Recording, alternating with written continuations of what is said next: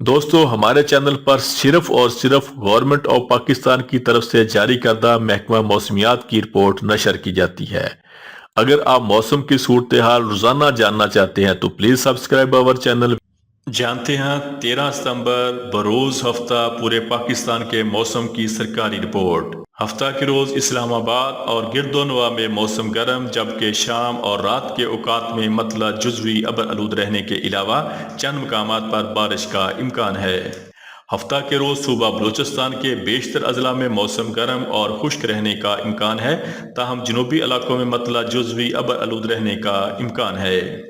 हफ्ता के रोज सुबह पंजाब के बेशतर अजला में मौसम गर्म और खुश्क रहने का इम्कान है, ताहम शाम और रात के औकात में मरी, गलियात, सियालकोट, नारोवाल, गुजरात, जेहलम और गिरदोनवा में मतला जुजवी अबर आलूद रहने के अलावा चंद मकामात पर गरज चमक के साथ बारिश का इम्कान है।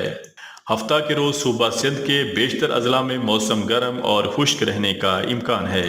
हफ्ता के रोज खैबर पख्तूनख्वा के बेशतर मैदानी अजला में मौसम गर्म और खुश्क रहने का इम्कान है, जबकि बलाई अजला में मतला जुजवी अबर आलूद रहने के अलावा कोहस्तान, स्वात, बटग्राम, दीर और एबटाबाद में चंद मकामात पर गरज चमक के साथ बारिश का इम्कान है।